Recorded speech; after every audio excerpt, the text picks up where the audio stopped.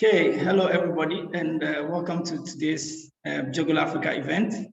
This is a series of community engagement activities aimed at bringing the JOGL Africa community together, but at the same time reaching to the wider science and innovation community in Africa and creating learning moments and learning opportunities.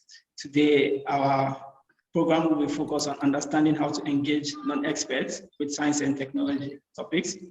And we are really lucky to have a fantastic speaker and resource person to take us through today's program. So before we start, it would be nice to get to know each other. So I'll be telling you how you get to introduce yourself in a bit. And then, of course, we go to the main discussion, which has to do with science communication and community engagement.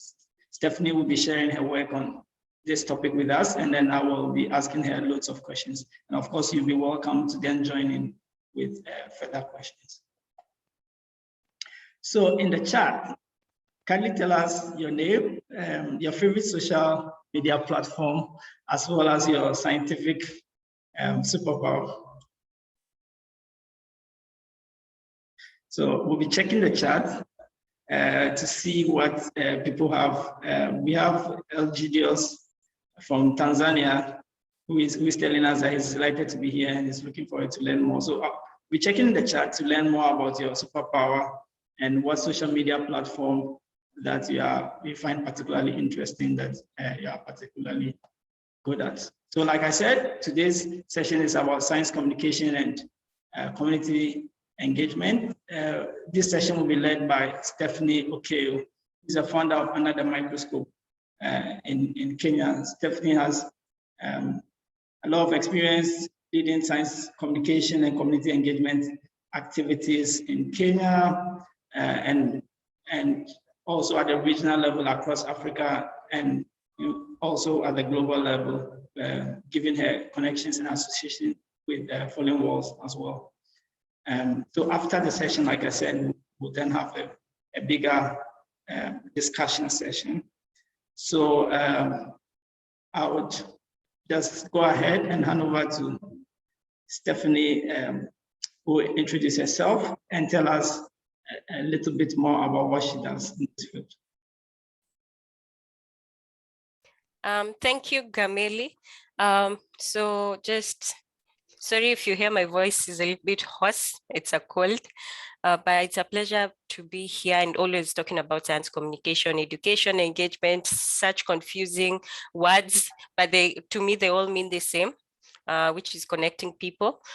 Just a brief, I talk so much, so I will want this to be a very informal session, because I think that's where we kind of connect when it's not so formal. So feel free to sorry, Gameli, I'm taking over your controlling setup, but feel free to stop me in between, or if you have any question, pop in the chat. So I'm Stephanie Okeyo, I'm based in Kenya, born and raised in Nairobi, Kenya. And I am a microbiologist. I come from a scientific background, microbiology.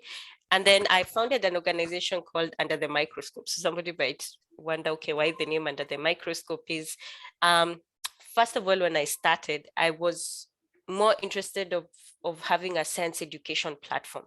So when I was doing my undergrad, I used to use the internet so much, and then especially YouTube. You know, when you want just things to be very simplified and memorable. So YouTube is a great platform. But I noticed I couldn't see any African science educators. And in my head, I was like, okay, why can't I see? There's so many people graduate. We have so many lectures, but no one is getting interested into getting into the science education space. And yet we have the facilities, and somehow I think it's just the human mind, you're not able to relate to that, because sometimes you see the equipments are not the same, the setup is not the same, not to diminish any of our laboratory setups, but it's just something I can't relate to. So I say, okay, here's a problem.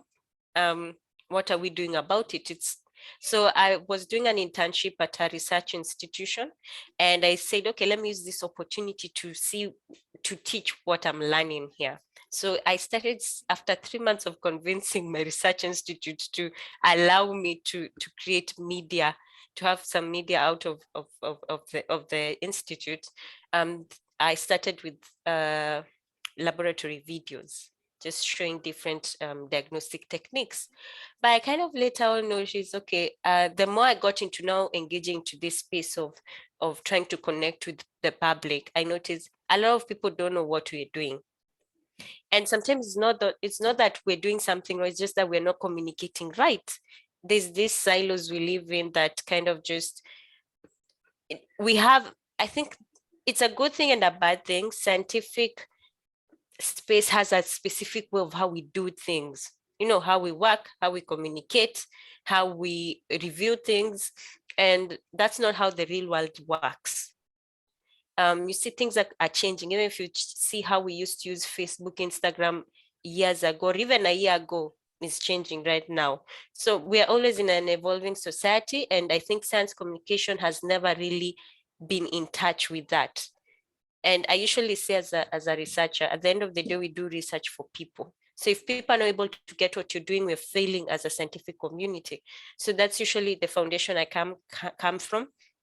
And then, so when I started now doing the videos and going more into these spaces where people are talking of science community, communication, science engagement, gender, I noticed, okay, yes, I'm doing efforts to improve quality of education or accessibility or representation, because it was not mainly accessibility, because somebody can debate and say, okay, but not everybody has internet. So it was more of representation at that point. And I noticed, okay, you're trying to push for quality education, but there is a problem. There are other issues. They're like STEM infrastructure barriers. Some areas don't even have a lab to start with in the basic secondary school. There is the issue of representation. There's the issue also of diversity within who communicates science. So Under the Microscope moved from just being a science education platform to one that's focused on social engagement and now research. And I'm giving that background because sometimes I think we forget to say our stories and how where we come from, or the ideology, or how we thought the process, because I feel that's usually important, and you're able somehow to connect with the other person. So we moved just still to sticking to our name, Under the Microscope. Like, a microscope is a basic instrument for a microbiologist or most scientists. And the main purpose is to view, I'm going to put it very simple, view small things that cannot be seen with the naked eye, or have a very clear visual of the subject or the object and observation. And that's the thing, we put observation under any key issues we focus on, which will be STEM education, which is gender equality, citizen science, and Africa's research and development space. So here, whatever issue, you put it under key focus, because I think there's so many good things happening, but at the same time, we don't connect. So Gameli had asked before, what's your superpower? And I said a connector, because I feel like I'm always keen on knowing what other people are doing so I can build on it. Because I think sometimes we're moving so much, you notice a problem, you want to do something about it, and you don't know what has been done about it, so you can build on something that's been done about it. Oh my, I feel like I'm doing some oral literature with the matching words. But just to give you the main thing I'm saying here is that we always need to be cautious of what's happening around us. So I feel I'll speak in the context of Africa, because I feel that's where the space I'm able to give personal experience. So when I started, I think I actually had resistance from my supervisor, because he was like, why do you want to do this? There are many things on the website, online, if you wanted to do it.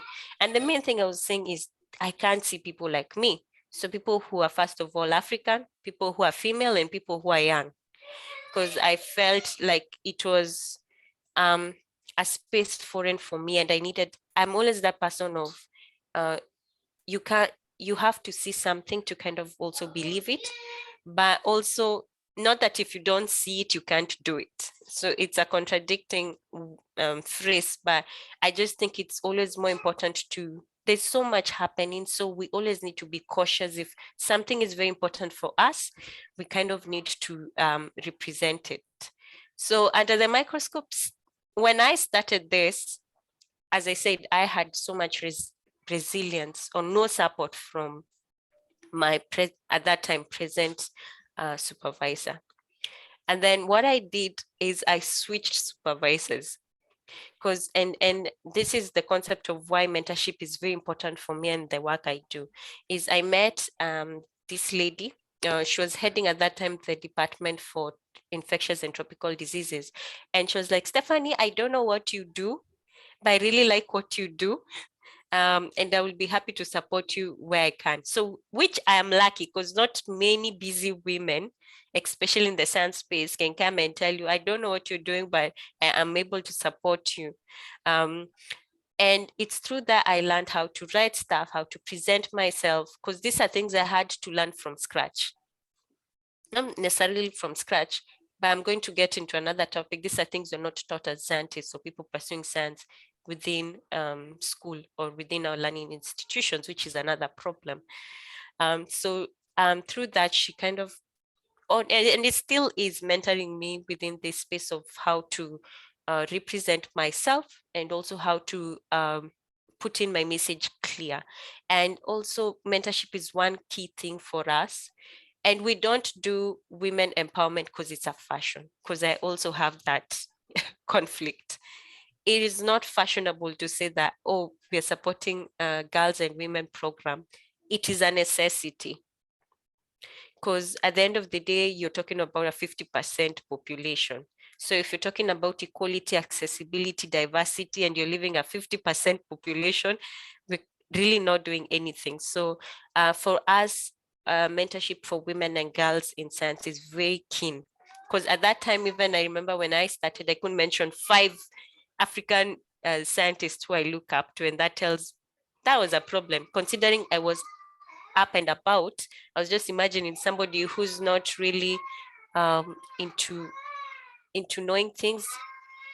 Sorry, I don't know if you hear baby background, but I think that's the real life. So don't mind it if you hear baby background, baby singing.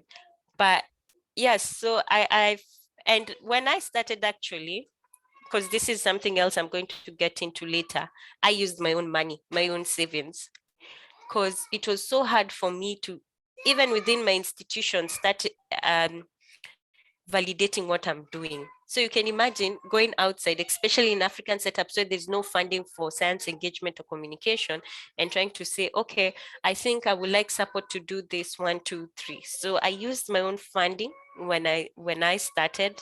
That just shows you how, and I think this, and I think this is very important to know. Because majority of us sometimes get into science communication because now you see opportunities maybe for funding or to raise your portfolio, which is okay. But my one advice is it's not still a space, especially within the African setup, that has support in terms of financial support. Especially if you're not yet attached to a scientific institution, which is sometimes compulsory. So I feel these are key things that we just need to be cautious of when you're getting into science communication, education, engagement, whatever you want to call it. For me, I feel it's still the same. At the end of the day, what is the key point? You're trying to bridge that gap between science and society, whichever way that is. That's the main thing, whatever you want to call it, whether it's education, communication, engagement. I feel that, yes, there is some difference, because for example, science communication is you're specifically keen on putting out a scientific concept or topic. With science engagement, you're trying to get people more involved. It's more like citizen science. You're trying to get people more involved in engaging with science concepts. And then with science education, it's almost the same with communication, but you're trying to, maybe sometimes you're more specific on a topic. I don't know if I'm making sense, but that's just how I've comprehended it in my mind. to make it very simple, I feel like you're always supposed to make your own definitions of what the definitions are there so that it kind of is in your head. So for me, that's what I've kind of put within science engagement, communication, and education.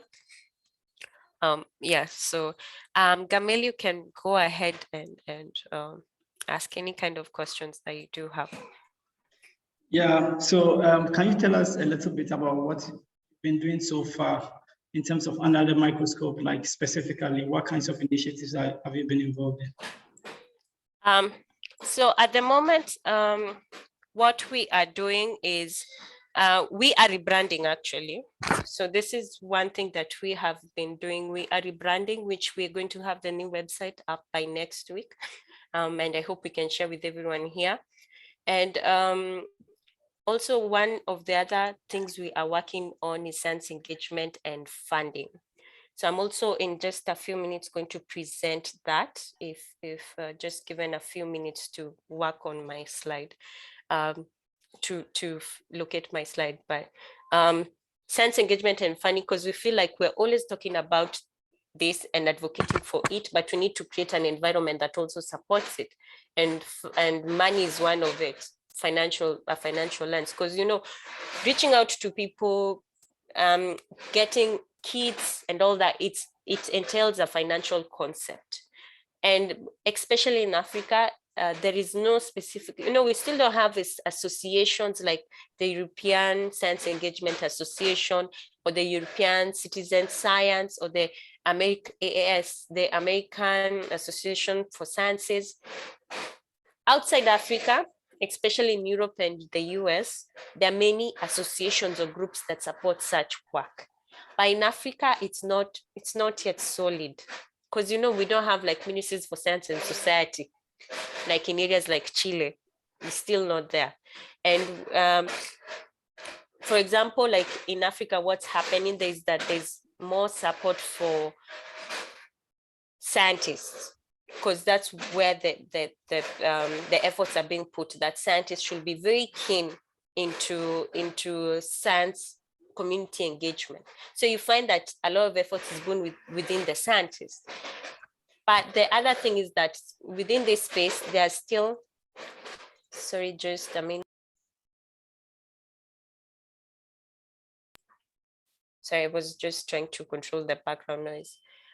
Within that, there are also non-traditional science communicators. So these are people who are not scientists. These are maybe people who are artists, people who are just very good communicators. And we recently, actually last week, just had a session on this, advancing public science engagement through arts, culture, and technology, because there's a whole group of people who are very good communicators.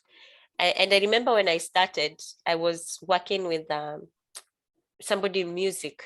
We were doing a voiceover. We were trying to tell a narration through a story. And that person told me, Stephanie, you have just too much. You're just saying too many things. Just cut it. What do you exactly want to say? And I came to notice that we also scientists have that problem. There's some things you feel like if you don't say, you're not being scientific enough, or you're not really giving the correct information. And the person at the end, people have a way of receiving or uptaking information. They don't need all that information. So what key thing do you really want to bring out? And those are things that somebody, sorry for the call, those are things that somebody from who's not within the scientific space are able to bring into the table. So when you're talking, I think the beauty of science communication and how it's evolving right now, because before it used to be done by the scientific community, whereby researchers were obligated to communicate their research because their projects were being funded by public money. So that's why originally scientists, or I think most of the time scientists, had to communicate their research, because, you know, that's public money you're using. But right now it's taken on a whole different space, because first of all, people want to know, people are custodians of making sure that we maintain scientific integrity and also ethics. So sorry, we're encouraging everyone in science communication, so we better start. Say hi. So I feel like there are many angles to this, but I think also you need to be very cautious of where you are working from and the environment, because the issues that we face as science communicators here in Africa is not the same with other regions of the world. And also for us, we're a very diverse continent, because I'm not speaking of Africa as a country. You have 50 plus countries. That means you have diverse culture. So you also have to have, there is a whole cultural aspect that comes into, and I feel that's why people who are not within the scientific space need to work with non-scientists to bring that different whole concept. Zaira, people in the chat are saying hi. Thank you. Thank you so much for engaging. But yes, I hope I hope I'm kind of bringing the point here is just that it's so complex. Like there isn't one way of doing things, but I believe I'm happy that there is so much representation, especially with people who are not scientists. And also that's why I will encourage people to get into communities, that of like-minded people, because that's kind of very key. Yeah, I think, I mean, you're actually touching on a lot of the key issues that we have pinned down for this event. One of them is funding. You talked about how difficult it is and how challenging it is to get funding, especially when you are starting out on your own. You're a small organization, and then you don't have that connection or that affiliation with big institutions. What would you say has been your experience when it comes to when it comes to finding people with the right skills, and expertise to collaborate within your context when you're trying to do science communication?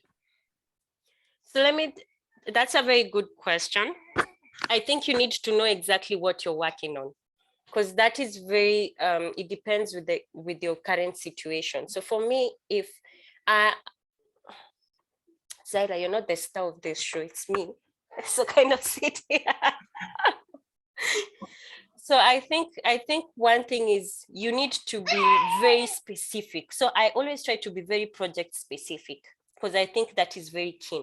So for example, in your project, what are you trying to do? Are you really trying to communicate? And I'm saying project specific because they're specific indicators that answer your question. So which platforms are you trying to communicate first? What's your target audience? What barriers are you having? So for example, if I'm doing an online content, or my project is mostly of online platform, I have to be cautious. People have zero concentration, or nowadays very short. So my content has to be very short. And then also, am I including people who are differently abled? So is there audio? Is there text? And then another thing will be, is it very attractive? Because I need to get my target audience to stay the whole time. So that's why you use audio, visuals, sound effects. And that's why I'm saying, as a scientific community, it is important to bring in diverse people. So you might need somebody who's good with audio. You might need somebody who's an illustrator to tell a story. You might need somebody who's a photographer, maybe especially if you're telling about life or human stories or community stories. So I feel you have to be, there is no one bullet for the whole thing. Just be very project specific. I feel that is very important. Okay, before we continue with the conversation, I'd like to invite some of you in the panel, some of you in the audience to also share your experiences with science communication. Maybe you can tell us a little bit about what you do in the arena of science communication, and also like what are some of the key lessons, or what would you consider to be some of the key practices that you incorporate in your work? Please feel free to use the raise hand feature so that I can invite you to talk. Okay, I'll just go ahead and nominate people. So the first person I'll call is Elgidius. Yeah, because you are very active in the chat, sharing at bits about what you do. So would you like to tell us a little bit about your science communication work and what you think is a very important principle for us to take?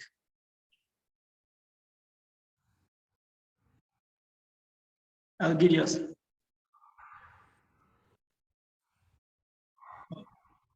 Looks like we've lost him. Sarah, please, would you like to come? Yeah, thanks very much, members. Yes, can you hear me? Yes, I can.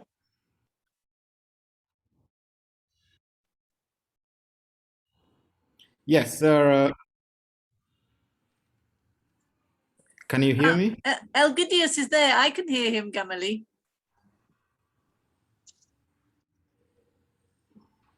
Gamali, can you hear us? Yes, I can hear you, Sarah. Yeah. Okay, I'm saying Elgidius is there. I can hear him talking. Yes, please go ahead, Elgidius. Sorry, I think I must have had a break in my connection. That's why. Yeah, I think your connection is not really perfect. There is kind of ups and downs. So my name is Elgidius Ichumbaki, and I am based in Tanzania. I am actually an archaeologist and doing lots of heritage stuff, and I do research along the coast of Tanzania, looking into communities and how they interpret some of the monumental structures and the oral evidences of the Swahili civilization. So this is an area that has been researched for more or less half a century, and there has been quite different interpretations of what these monuments are, who built them, and what are they associated with, and such kind of things. And so part of my research has been looking into the local community's understanding of these monuments and sites and how they interact with these particular sites. So I have written some bit of reports and publications, but unfortunately, these publications couldn't reach to a wider audience, which they wanted it, and even some of the critical messages which I wanted to communicate to the government authorities and organizations that deal with preservation and protection of heritage, like UNESCO. I did not get the feedback which I wanted because I was communicating critical issues. I had published quite important things, and now because I did not get feedback from these articles I wrote, I will just share them on the chat. I felt very hungry, and I thought I should turn now to the public, which can probably try to raise a voice more than my academic writings. So together with my students, we composed. We turned actually one of the article into a bongo flavor music, which is a song, and tried to communicate the entire scientific messages into a simple, much more clear language. And once we recorded that song, and then it did some digital recording as well, we accompanied the song with a video showing some of the monument and the structure. So all the people who did not respond to the article, they came up with exciting feedback and say, we want this for the other sites, we want this communicated. And even the UNESCO, which had not given feedback to the article, they played the same song in their meeting in France, explaining that this is the strategy which we need to use to communicate the strategies. But the same message which was in the song is in the article published in a journal, and nobody gave the responses so far. And through that, therefore, we have been able to use songs and use the students who are talented to do the singing, record the sing, and then publish them online on YouTube, which have got quite interesting views. For instance, one of the songs I have shared about Kirwa, which is a translation of the article. The article itself, after 3 years, it has got close to less than 200 downloads. But the song of the same article has got 90,000+ viewers within 2 years. So you can see the differences and how that science communication is all about, and easy to do that. So just commenting on the 3 things that I have written down here from the previous speaker. It's very true that public engagement, public and science communication is not something that receives funding or attention, but we have to do it in this very critical, because if you don't do it, there is a gap which is created between the researcher and the local community from which you are doing research. For some of us who are doing research-based, field-based research and not lab-based research, you need to create a harmonious situation between yourself and the people that you engage. And it won't make sense then that collaboration won't mature to the future unless the people understand what you are doing exactly and the value of that to the general day-to-day life. And so that's the thing that I do, and I think we really need to speak out to the funding agencies and the collaborators that as we do research, communication is as important as the discoveries and the message that we get from that. But the second thing which I probably should conclude that is the use of social media, which the previous speaker spoke about and which we have been bringing in on the chat as well. So the Facebook, the Twitter, and the Instagram and all that. These are very good, but they are so segregative in the sense that they are targeting a particular generation. So people of our generation and probably my a bit elders and young can do that. But what about our grandfathers and our grandmothers and our brothers and our sisters who cannot access the smartphones and the computers and all that to do this kind of tweeting and Facebook and Instagram? They are left out and they won't be understanding what is happening. So as much as I love Twitter and Facebook and all that, I very much encourage that we really need to look into other means of communicating sciences and especially arts. So different artistic narratives like festivals and some dancing groups, some music and other kind of the like are very critical and probably important in communicating science. So let's turn the difficult kind of, the academic kind of communication into a simple, clear and understandable way of communicating our research and our results. Thanks for that. Thank you very much. I'm so excited. Back to you, Gama. I'm so happy that we actually called on you to share with us further your work. This is just brilliant and amazing, and I'm happy that Carol has sent a link and sharing potential opportunities. Like really, really amazing. Yeah. So back to you, Stephanie. If I could just build on what Ichumbaki said, I think also the other thing is when you're talking of science communication, we should not only think of like life sciences. It also involves social sciences, which I don't, when I usually say STEM, the science part, it's also plus social sciences, because I feel it's a big concept to usually kind of leave out unconsciously or consciously within what is science. So I think social sciences are sciences, which are key things that need to be incorporated because they build on each other. Like life sciences cannot happen without social sciences. And then also one thing Ichumbaki has said, I think, which is very important and touching base with what Gameli had asked, is the need to know understand your project, understand your target audience. Because if it's an online platform, definitely you have to use of social media.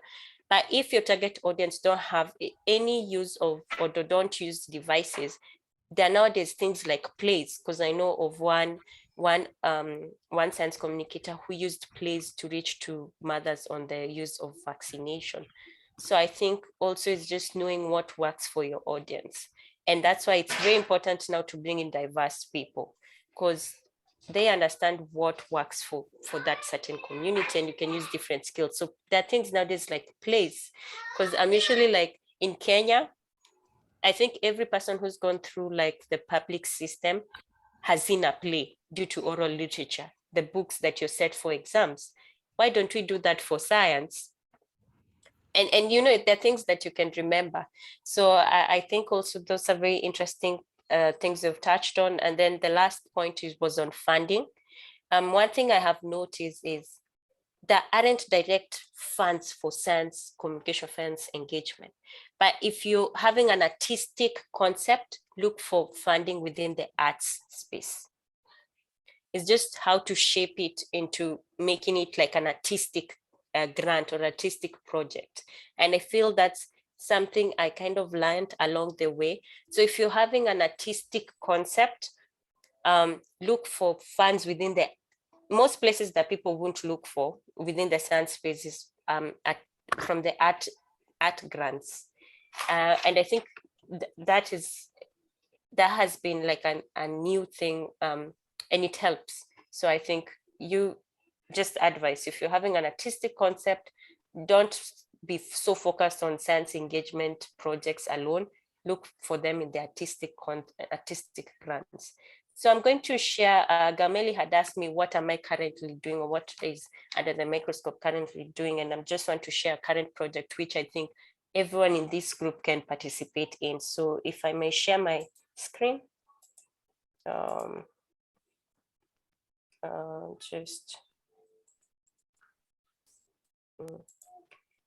don't know if you're able to see it. Are you able to see my screen? Yes. Okay. With Okay, good.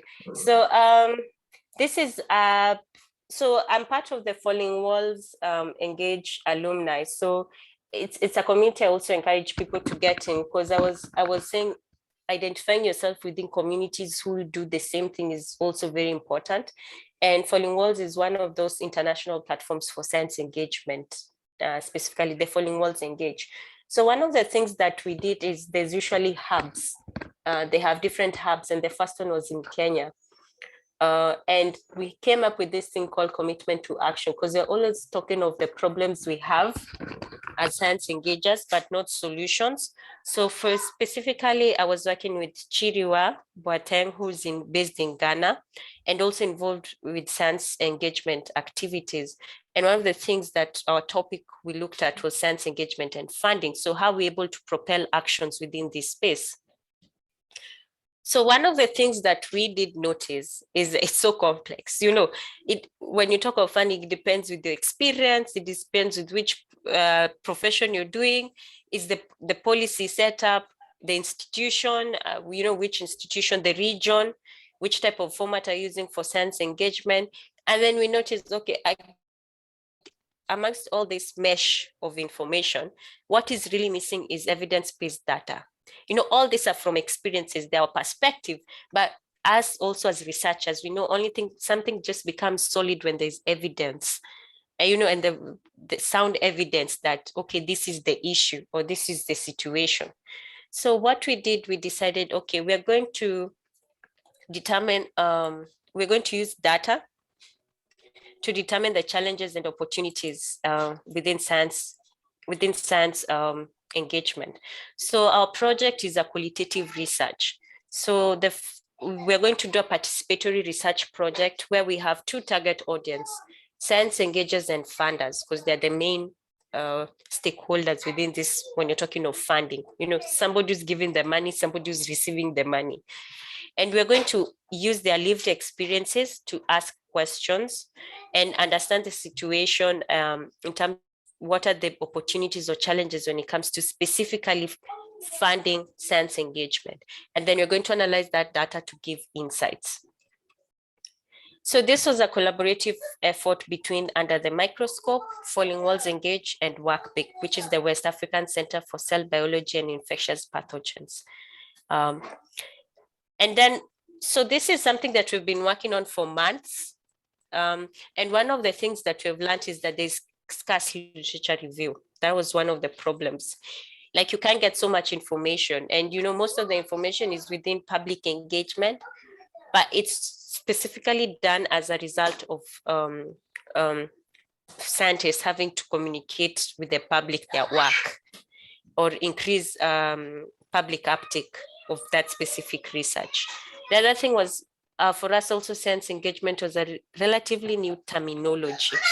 And that's what I was saying, let's not get stuck so much with the name. Science engagement, education, communication, they all have the same agenda. You're trying to bridge that gap and get people more involved within scientific concepts.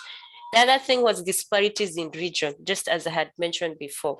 You find in US, in Europe, there is a lot of funding, or not a lot of funding, but you can easily access funding for science engagement projects. You can see like the EU has put in the Horizon 2020, and there are a lot of funding for citizen science projects. But in Africa, what we notice is like there's the African Academy of Sciences, AAS, which is right now just currently trying to fund researchers with community engagement projects. So you'll find, for example, a researcher will do either a play, a skit, or a comic book for their work. But so far, there isn't any other structure that we've seen, a concrete one that supports specifically science engagement projects. So we did have an hypothesis and ask ourselves, from what we've known and the meetings we've had so far, what are the main barriers for accessing funding? What are we assuming are the main barriers? And the first thing was digital infrastructure. Just as Ichumbaki had said, not everybody has access to these technologies or uses digital platforms. So if most funding or opportunities are being put online, that means there's a chunk of group of people who are being left out into accessing where the opportunities are. And sometimes also it's access to information. It might be through embassies, it might be through a program in the Ministry of Education or Science. So sometimes you don't know even where these opportunities are. So you don't have the access to the information. Yes, you might be online, but you don't know where to find the information. The other thing would be demographics. Maybe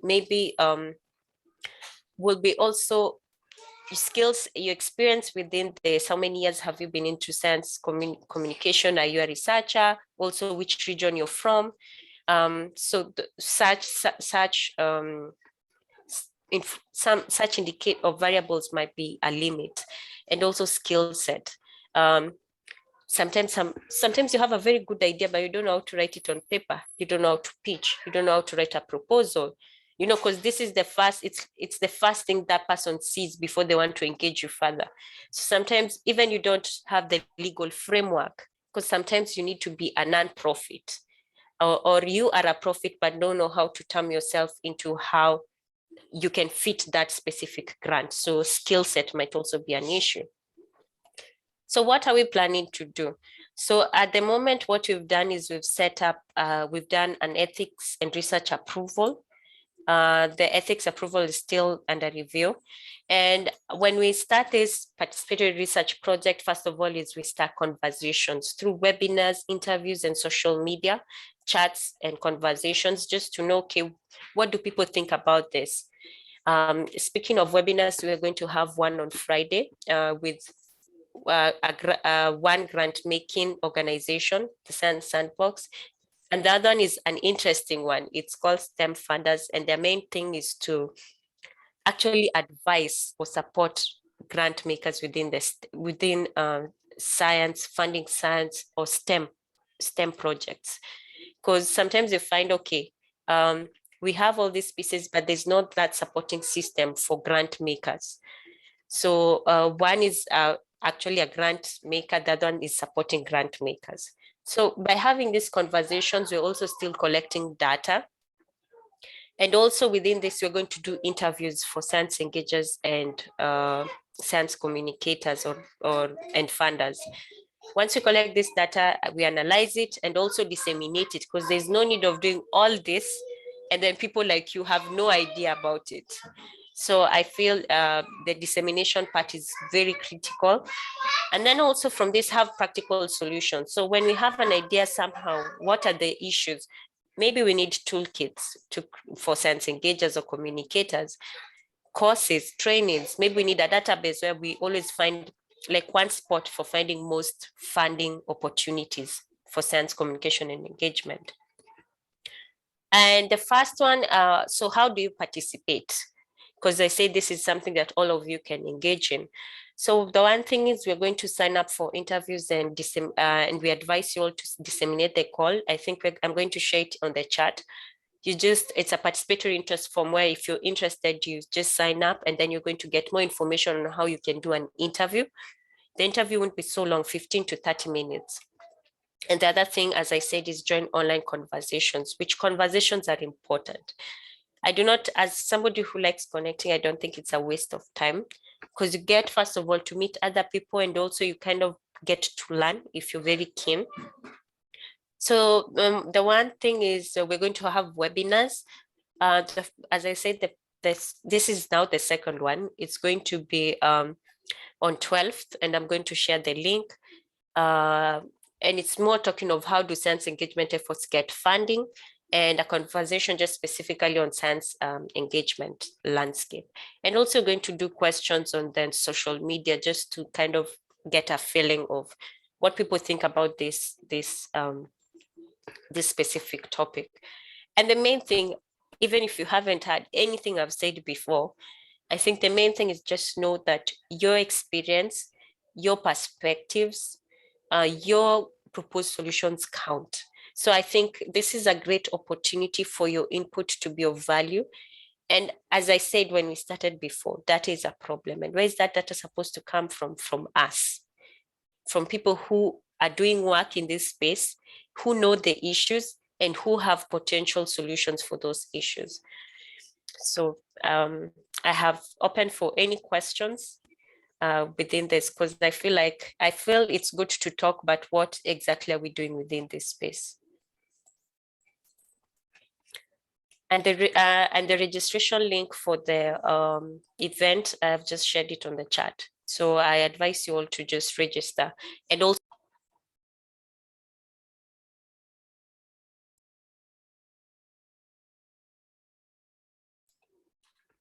Gameli, sorry, I hand it over to you. I'm open for any questions or.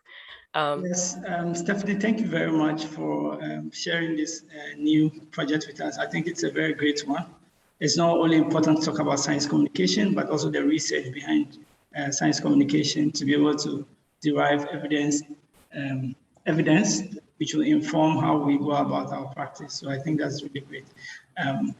Does anybody have any questions specifically around this project or anything arising from our discussions that they want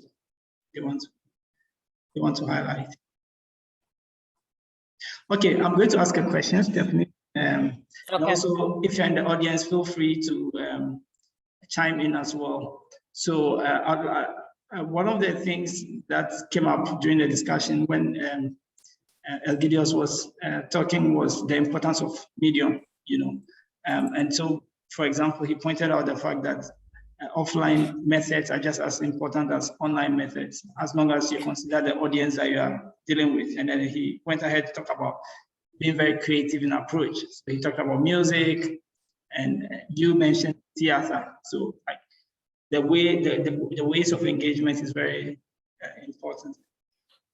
To what extent do you think that language also plays a role in science communication? Because I was involved in a similar conversation in another community some time back, and one of the things that kept coming up was how it seems as if most of the science communication that was going on in Ghana, at least, was being done in the English language, to the detriment of other languages, which implied that people in the population were being excluded. So what are some of the strategies that we can use to also integrate language into science communication? And I'll be very much interested to hear what others across the continent think as well. Gameli, that's an interesting question, because one of our colleagues is actually working a paper or writing a paper on that, in terms of like the role of diverse language in science education, communication. Guys, if you hear me just say one word like education, communication, I mean all across the spectrum. And I think a good example that we can look at is India, because India has several programs that actually the government supports research to be translated into local languages.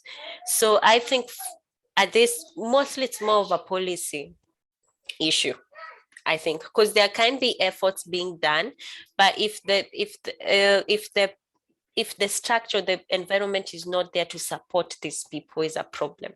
So, but I think if you look in African statistics, still majority of people live within rural setup. So what is their first language? It's their local language.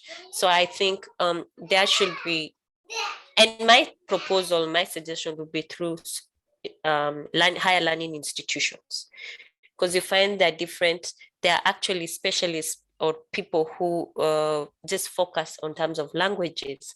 So how do you create programs in which that work with universities or higher learning institutions to support such setups? Because I think, for example, in Kenya, we have Mluga. I'm just going to write the term Mluga, which is keen on teaching or teaching people within different languages. And also there is one being done by the Africa Diaspora Network. I'm not sure if I've gotten the right name, in Togo, if I'm not wrong, focused on dissemination or engagement through local languages. So Gameli, just to answer your question, I think it's very keen. And that's why I was saying there are different variables to this. It's very complex. And I think it's very complex because you're working with people.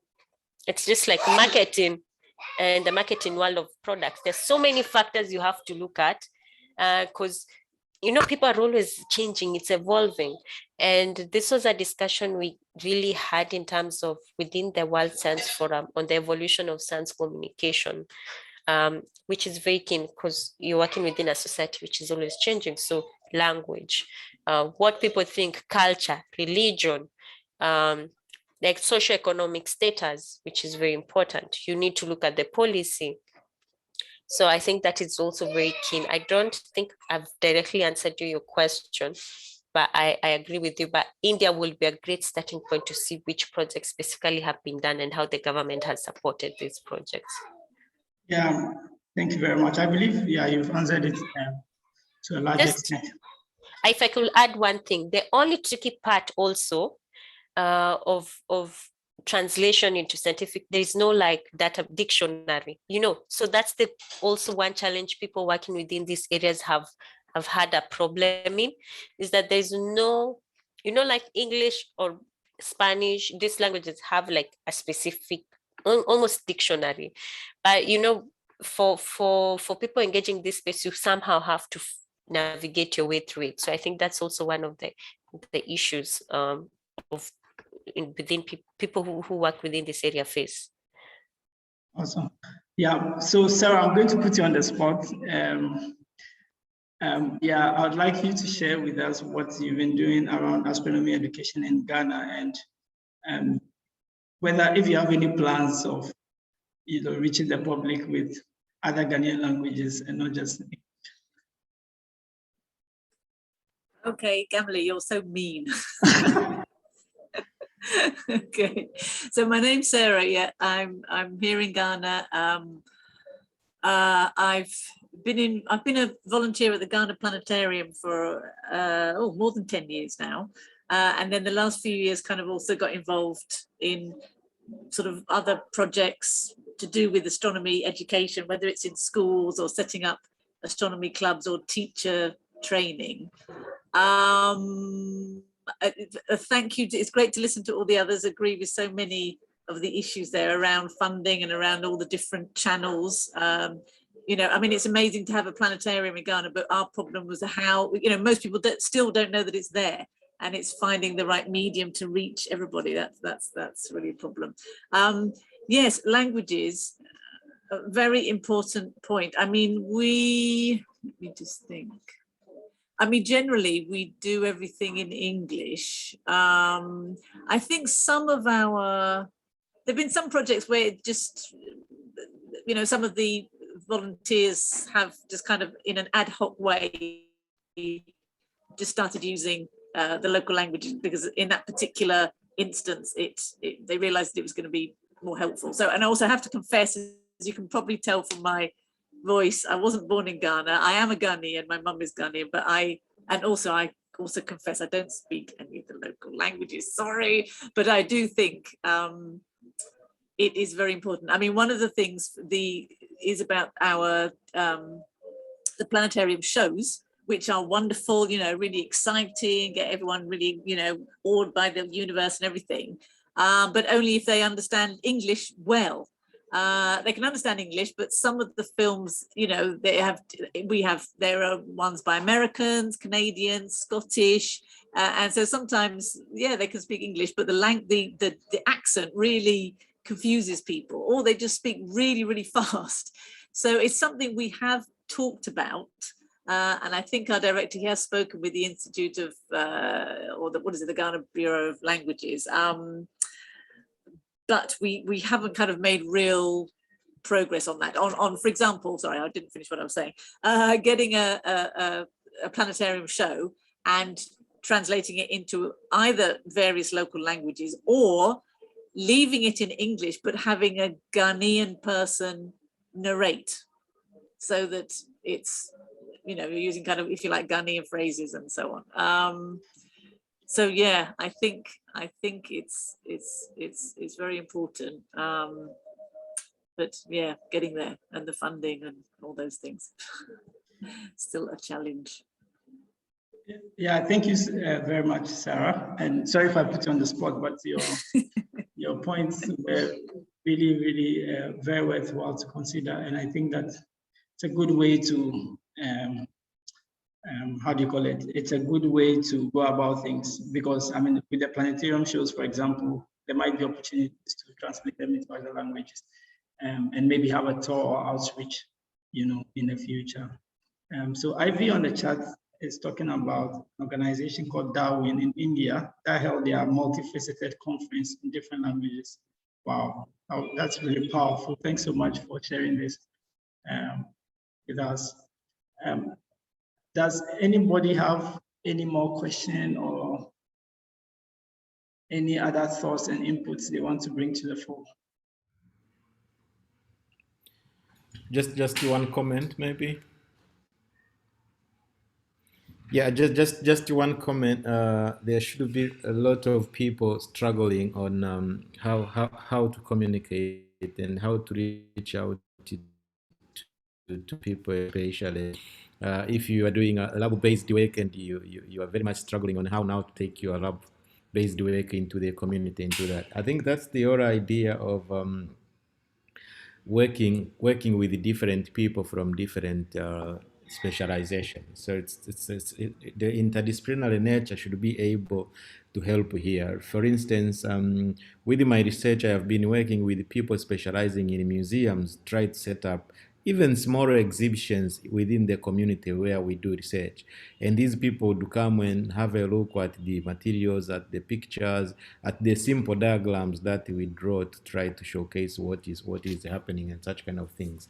But people are talking about language, which will also be a problem. So collaborating with people specializing in languages of that particular area makes a lot of sense, and how that works. And for me and some of my collaborators, this have been very successful to work with local schools, for instance, try to bring them on the board, give them the ideas of the message you want to communicate, and let them draw different images and pictures or write on the papers and all that. All that is becoming quite useful and interesting in making sure that the research outputs are not consumed by fellow academia and the learned elite who can access to them and get to understand the complicated languages, but we are also reaching out to the normal people who cannot access our academic publications and cannot join the meetings we are having, but can at least get to know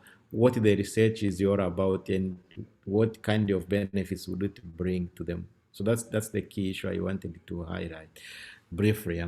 But quite interesting to hear the work that you are going from across the continent, and Stefan is doing a fantastic work. We probably needed to network and see how things should move forward and work together. And I'm looking forward to be joining other of the webinars that are coming up with very much interest in communicating science and making the people aware of what we are doing. Yeah. Thank you very much, Elgidius. So finally, Stephanie, do you have any parting words for us? I just want to add on what Ichumbaki said.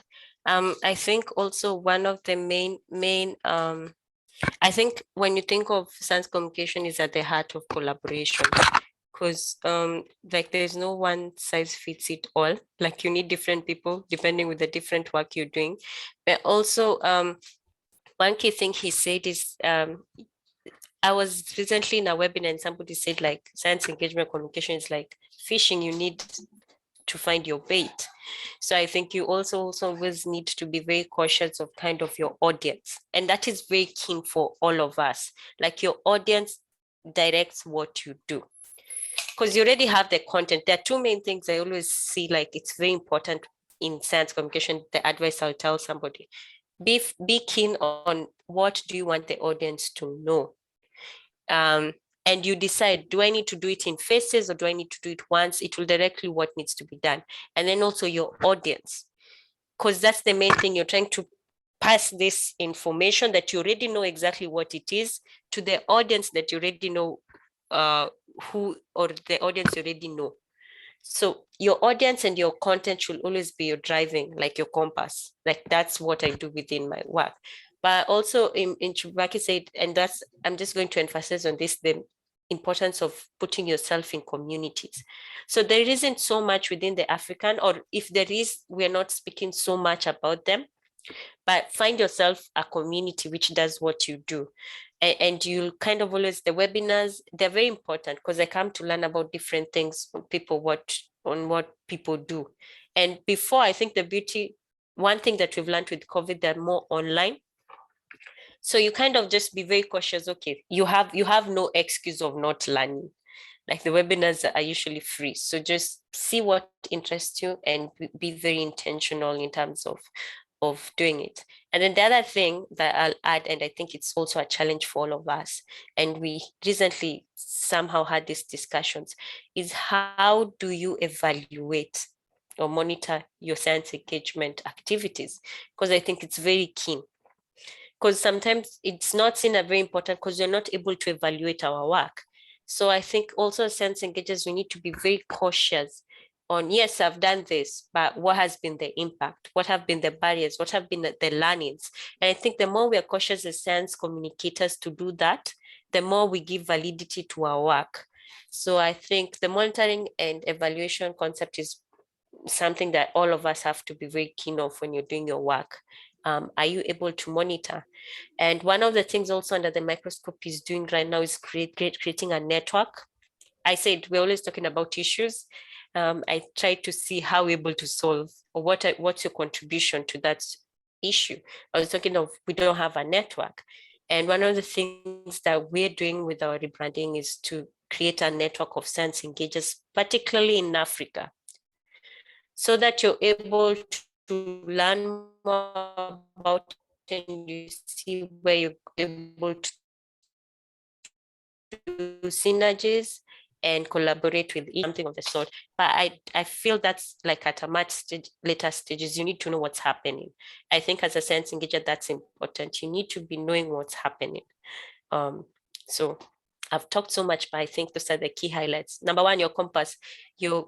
What message, scientific concept you want to bring about your target audience. Number two, you always have to be you're a lifelong learner. So always attend what you feel might grow you at whatever stage you're at. And then also number three, be part of a community. Yes, thank you very much. I'm really excited about the points about a community. I mean, JOGL Africa Community, therefore, all of you to join and welcome you to collaborate as far as science and technology is concerned. Really open to continue engaging with everybody and continuing this work.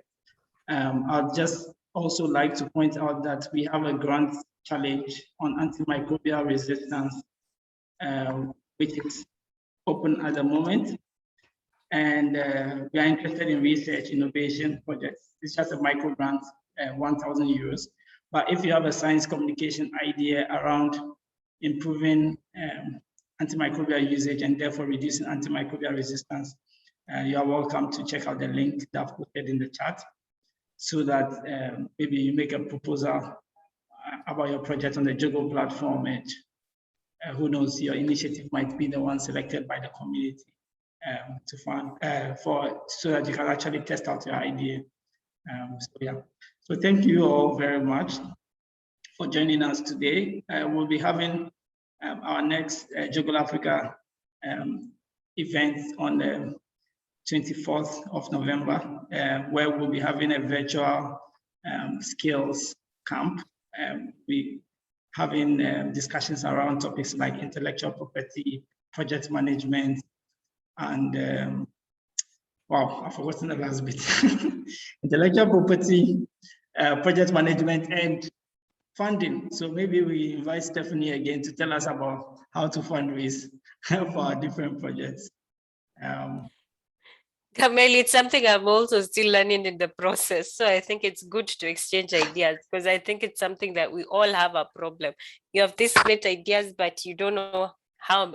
You need the tool to, or the